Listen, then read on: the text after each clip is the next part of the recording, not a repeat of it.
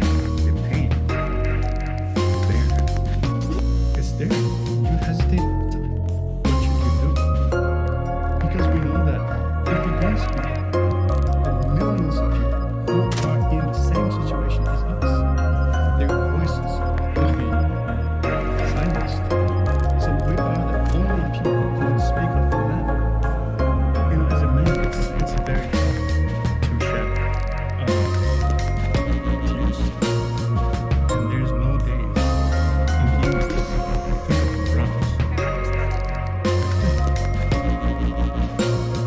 Well, look at my son. I can't do this. I know millions of Uyghurs are crying at this moment. We live with this pain, this agony,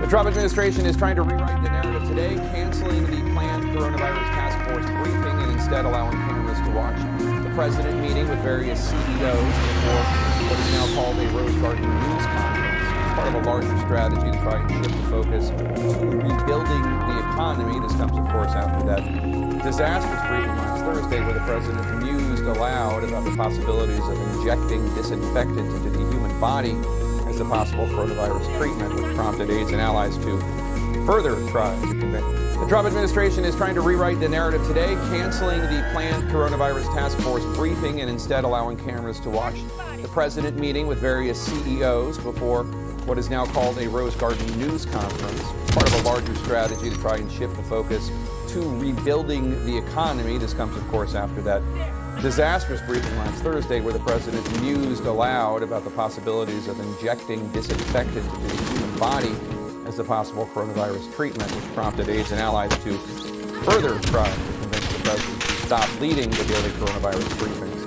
And as CNN's Caitlin Collins reports just now, the president made it clear through an angry Twitter tirade that he is not happy about any of the backlash he's facing.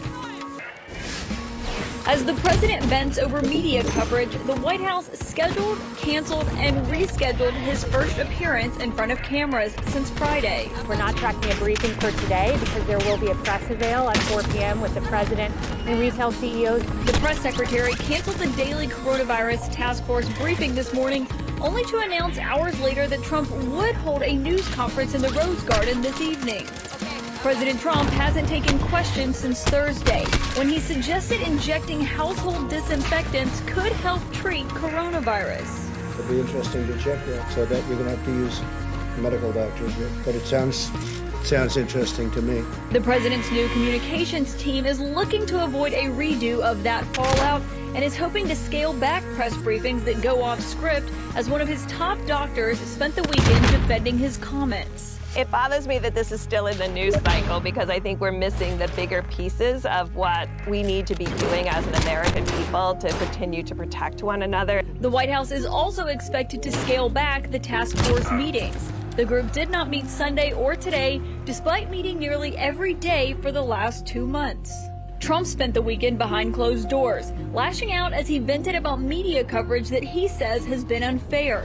Within 48 hours, the president said briefings weren't worth the effort because reporters only asked hostile questions.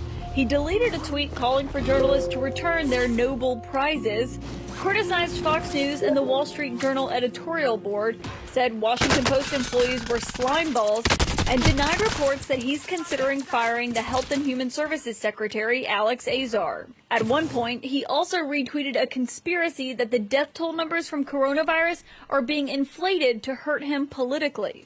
Without his usual outlets like golf or lunches with friends, sources say the president is internalizing negative news coverage now more than ever and is frustrated by internal polls that show he's down among voters. Now, Jake, we should note that in the Rose Garden today, we are expecting the president to talk about testing, and he's supposed to release 2 documents, one laying out what the administration has done so far to ramp up testing, and another being really a blueprint for what they see going forward. Now, the White House held a briefing on this earlier to give reporters a preview of what these documents look like. They did not invite CNN, but we obtained the documents anyway, and really what it lays out is how they envision the federal government, state government, and local governments acting in the weeks to come as these states do start to reopen, in addition to the private sector. And we should note that under the federal government section of this blueprint, it says that it should act as a supplier of last resort, which of course has been a big point of contention between the governors and the administration so far.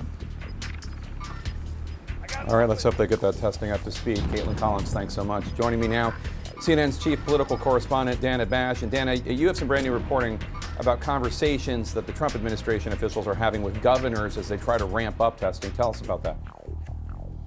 That's right, Jake. The vice president and other top officials had a call with all governors today. And as part of that call, they presented the documents that Caitlin was just talking about. But more broadly, this was a follow-up to a series of phone calls. This is according to one of the governors on the call who I spoke with. Friday, Saturday, and Sunday, where administration officials were data collecting from the governors, asking exactly what they believe that they need when it comes to testing.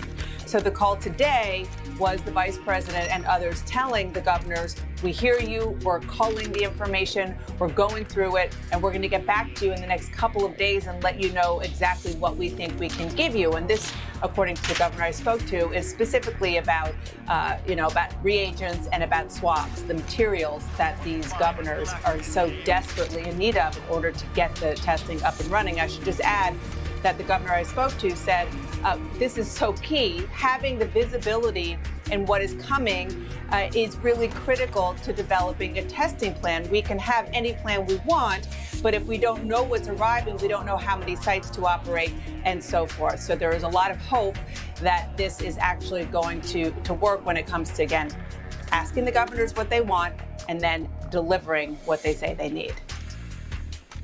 Let's hope so. Sources tell CNN, in addition, that some of the president's allies were worried that his comments in general at these long press briefings were hurting his chance for re-election. Now, of course, the Lysol gate happened. Now the White House says the briefings, quote, might have a new look to them, a new focus to them, unquote. This isn't a president know to stay on message. What do you expect from the president in the Rose Garden? I mean, it's really going to be the first test since he and his aides have telegraphed that there will be a change in how he presents his information and how he spars or doesn't spar with reporters. And I have heard, as I'm sure you have, Jake, from many Republican sources, allies of the president, they're breathing a sigh of relief that there haven't been a series of unwieldy press conferences over the past few days. They say that it's pretty clear that the president, one source said to me, he, like a child, touched the stove. He was burned, clearly embarrassed by all the fallout by his musings about Lysol.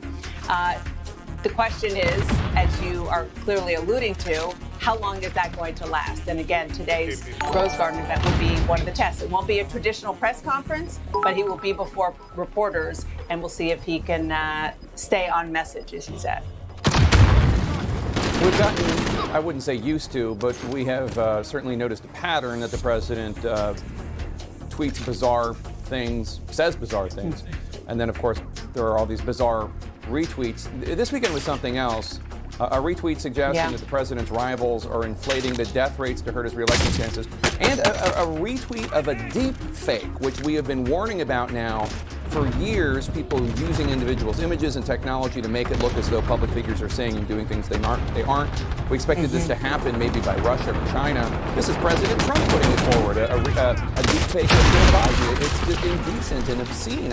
I'm stunned to see it. See it when it is a president, but maybe not surprising that it is this president, because he has retweeted so many things that he should not have done, including something a couple of weeks ago that said that he should fire Anthony Fauci, which he clearly either realized or didn't realize. This is the danger of the president having his own megaphone with Twitter, especially when he is agitated. All right, Dana Batch, thank you so much. Really appreciate it.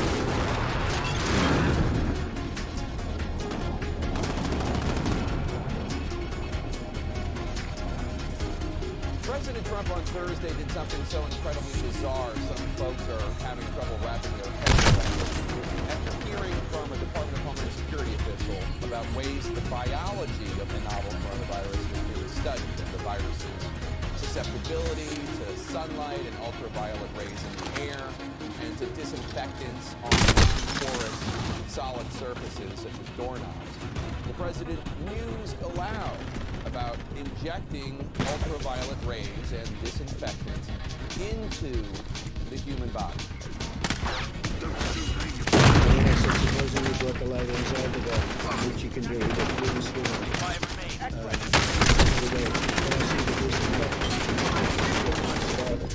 In a minute, 1 minute, and is there a way you can do something like that?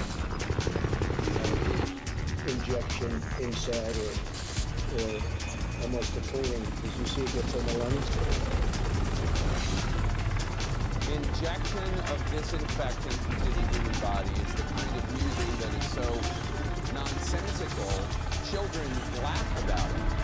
It's also the word of the President of the United States of America, a man so beloved and trusted in some circles. Government emergency tip lines had to issue warnings for constituents do not use disinfectants to treat the virus. Lysol had to issue that under no circumstances is internal admission of disinfectants appropriate. After the president's statement, his new press secretary was apparently so eager to defend her boss, she seems to not understand that we can all hear the words she says and read the words she issues. She claimed that the president had been taken out of context. He, of course, had not. His musings were there for all to see and hear.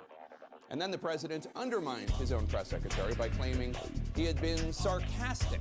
He was challenging reporters, which was just a bald-faced lie. In fact, while attempting to spin this, the president even said to a reporter that surely the reporter understood he was being sarcastic because the president had said it right to him. And the reporter told the president he had not been there at the time. So, well, of course, all they had to do is see it was just, you know, the way it was asked. I was looking at you, you know. We're running out of words to describe this era. Republicans in Congress and in the Trump administration know that not only is the president failing to rise to this moment to, for example, get the nation on a path to widespread testing, the president's now making open ponderings about treatments that experts worry could actually harm people. His anti-scientific musings have been dangerous. We saw this with his weeks of downplaying the virus. 2 months ago today, the president said he'd done a good job since the U.S. had only 15 cases, which would soon go down to almost zero. Then the president was pushing the use of hydroxychloroquine. What have we got to lose, he said. Well, the FDA on Friday issued a caution against the use of that drug outside a hospital or a clinical trial due to the risk of heart rhythm problems. Republican leaders need to acknowledge the reality of the situation. They need to intervene. They need to convince President Trump to defer to the experts and focus on the needs, not his ego, but the sick and the dying and the people trying to care for them. There is going to be a history of this era written, and those who are pretending this irresponsibility is not happening, they will be remembered as villains.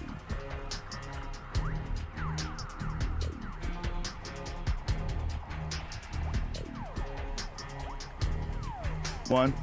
The OG, ladies and gentlemen. Oh, Joe. You're the OG. Dude, we can give each other real knuckles. There we go. I'm not crazy. I'm not like a paranoid person, but I'll tell you, Joe, you got me to leave my house for the first time in 5 weeks. I'm so happy you left, and I'm so happy you got tested. Yeah, the first time in 5 weeks that I've left the house, and yeah, I got tested, and everything's great. So, but I'm not like paranoid. paranoid or anything like that. Just Spray it down, baby. Yeah, just, How bad is all this Lysol for us? stuff is pretty good. This is a real question, right? How bad is all this Lysol? Aerosol's probably not bad. But no, great to be here. Thank you. For My having pleasure. Me. And man, I haven't left my house in 5 weeks. I've been isolating as a responsible citizen, right? Yes. Yeah. And I feel good. First of all, I'm excited to be here. I'm excited to have you here. I posted that I've been going through my computers. I'm at home. I'm going through my computers, and just killing time. I live alone. Okay. I happen to be single at this point in my life. Ladies. There you go, huh? Right, right before this happened, and I kind of think to myself sometimes. I think, okay, imagine if I had been in a relationship that hadn't been going well, and this happened, and then you have to make the decision to isolate with somebody. I'm not in that situation. I'm home alone, and I've been talking a lot to my friends on FaceTime, and I've been socializing, and I've been, living life in this world, but alone in my house. I'm going through my computers, started going through old footage. I found that clip from when you came up to my house back in the day, and I saw this moment where I'll jump right into this if that's cool. Sure. Because I saw this moment in the clip where we started talking about my old web show, and you'd come up to my house back in the day, and it was so cool that you came up then. And I remember at the time, your website was like way advanced, right? Like it had all sorts of extra stuff on it that people weren't really doing on the web back then. And you came up, we just started talking about the web. And that was because of my webmaster, Andrew Blevins. Shout out to Andrew. He's a wizard at web creating. So I was always really into web stuff. I had my website. I started my website early when I was, up in Canada, and I was really thought that was cool. And we started talking about what I was doing, which was kind of crazy, right? And then you just started talking about. You said, what we got to do is figure out how we're going to make some money off this. And I'm like, yeah. And I'm like going, yeah, I know. I'd been trying. I had been trying. I'd been going to, advertisers and saying, they were like, what? What do you mean the internet?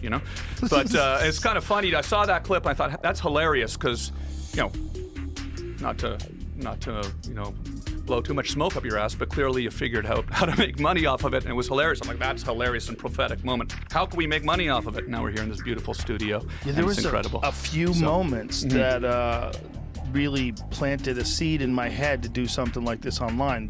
Yours was a big one. Being at your house and seeing how you had servers. You had full cables. Like, folks, this room is not as sophisticated as Tom Green's home was in 2007. That's how crazy it was. There was some weird stuff in there, yeah. But you had it set up like you had a whole internet service provider set up at your house. Like you could have run like a network in 2007. You had all those. You had that whole rack with all that equipment. I walked into that room and it's humming, and I'm like, holy shit, dude.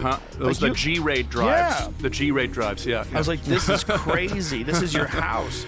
And like, folks, like back then, you had to have these cables that snaked through the house. Like, so everything was taped down. I was like, fuck, dude, this is like, you literally turned your house into a set.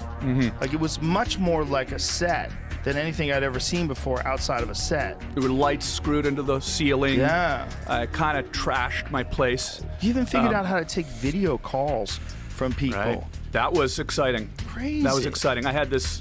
There it is. Tom Green. Yeah. And then the TV on the wall. Yeah. And there's my dog, Steve. Oh, poor Steve. Oh, and look, I have don't have gray in my beard. Oh, look at that. You're a young man back then. This was probably around 2007, I guess. Yeah. And that was the back corner of my living room there. It's a genius And you can see move. all the wires going up. See that? That's going up into the ceiling, up through the ceiling into the spare room, which I turned into the editing room. Look how crazy all this equipment is. Yeah. Dude, you were so ahead of everybody. That's actually a little later, actually. I'm looking at this now. This is later. This is after, because I can tell, because that's an actual... That's not the TriCaster. That's an actual television switcher. I forget what model. It's a Sony switcher. So you started with a TriCaster and a computer? There was a thing called a video toaster system first. I had that for a year. Then we got the first version of the TriCaster. That's Victor, who was working on the show. He's stoked that I'm here today. I still talk to Victor quite a bit. Shout out to Victor. Victor, what's up? But so that was a little later. but still kind of, we're talking 3 years later or something. So 2010-ish. Yeah, exactly. Yeah. Look at all your lighting and everything. Like, you had done it where you would basically, instead of like putting cameras in your house, you would turn your house into a studio. It was like legit. I remember thinking, oh my God, because Anthony Cumia had a kind of a pretty high-tech setup in his basement. Yeah. That was another inspiration. Yeah. Because he was doing that while he was doing Opie and Anthony, and they actually, his employers at the time wanted him to stop doing it. They had decided somehow or another he shouldn't be allowed to do an extra show. Right. And he's like, but I'm just promoting the serious show. Right. Like, this is free. Like, people can see it. It's fun. So Anthony would do karaoke with machine guns in front of green screen. And she's still kicking ass on the internet. Yeah. Yes. Wait. Well, now he has his own network. Yeah, exactly. Yeah.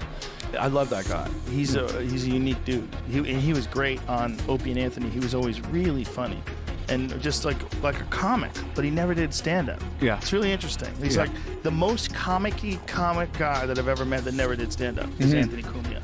100% could have been a great comic. 100%. I think sometimes people that, I'm just making this up right now, but I think sometimes people that have never done stand-up who do radio are afraid of it, because it's like the audience, because they can.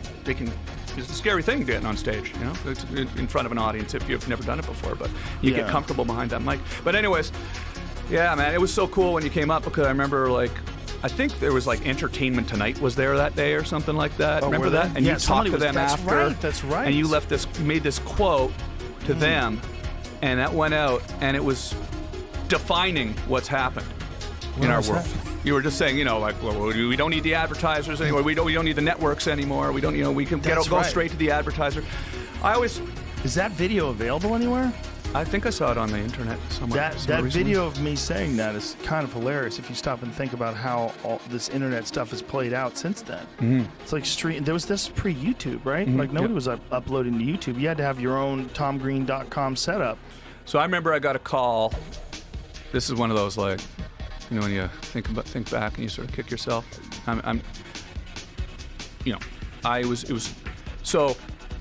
How far into the weeds do we want to get technically? It's like people are like, who gives a fuck? Oh, there it is right there. But here I was, I had the surf, that's the clip, yeah. Those are my backwards baseball hat days. So Jamie's still in those days. We were hosting this stuff on this site called bitgravity.com. So we would upload our shit to that. Were those the guys from Denver? No, Bitgravity is San Francisco. Okay. Yeah. San Francisco, and Barrett Lyon is, Did you do some stuff with some guys from Denver? That was sort of around the same time. That was Mania TV. Yeah. Right. And so they kind of, but what I did was Mania TV was the only people that were really doing live streaming. And I said, hey, I want to build this TV studio. And they helped me build the studio, but I wanted to be autonomous of them as well. Right. So I got my own servers through this company, Bitgravity, where they basically invented the technology to upload video and then serve it out. Right? So I would link that to my website, tomgreen.com, completely autonomous of the other website, Mania TV. So, it was funny shit that happened there, because, I remember, I think back and go, I really made a few mistakes. I go, I want all the stuff to be on my website, right? And then YouTube started. What's this? Oh, YouTube. Oh, that's cool. They're doing a thing out of an apartment in San Francisco. And I remember at one point somebody called me from YouTube and said, hey, man, we really like what you're doing with your thing. I'm like, oh, that's cool, man. Yeah. I'm kind of doing my own thing over here, Yeah, that's cool. I like what you're doing, too. And never really kind of connected with them, because I was thinking at the time, it's got to all be on your server, right? So you have those views. Not thinking, okay, we could have it out, spread it, send it out, just get the eyeballs on it. So. But it was exciting. It was an exciting time. Everybody thought that, though. I mean, no one could have ever saw what YouTube had been, or has become. Yeah. It's great. What's crazy about YouTube is that there's not another one. There's just YouTube. It's like there's Vimeo and a few other fairly popular video sites. Yeah. But it's like the XFL compared to the NFL or something like that. Yeah. Not even. The XFL's done, right? Do they just go under? Yeah, done. Yeah. Now it's like comparing the two of them, because all those other video things, it's like, yeah, you'll get some views. But it's just YouTube, for whatever reason, captured they have the market. It never which is- became MySpace. You But know, like, imagine- well, remember YouTube? Yeah. Something as simple as uploading video. Yeah. I mean, obviously it's complex, right? Like just the being able to get it onto the website and make sure it streams and all the technical stuff super complex. But just the concept is pretty simple. You with your phone or a video camera, you film it, you can upload it. Like real simple. Anybody can do it. And then anybody all of a sudden can get views. Like that is amazing that one company has that locked up. It's kind of crazy. Because you would think that, like, boy, that would be something that everybody would want to get involved in. Look how much money YouTube is making. Yeah, I haven't thought about that, but I guess Kind of nuts. the amount of advancement that happens every 6 months in technology, and Yeah. they've got the funding to be able to stay right on top of it and just make it the strongest platform possibly. I don't know. Well, even Twitter. Like, how'd they do that? There's Yeah. like one Twitter. Yeah. I mean, there's Facebook, and I guess people hold discussions on Instagram. But if I read, one of the things that drives me crazy about Instagram is like if I go to your page and I'm reading one of your captions, someone will say something in response to someone. They're like, "Hey, fuck you, dick boy," or whatever.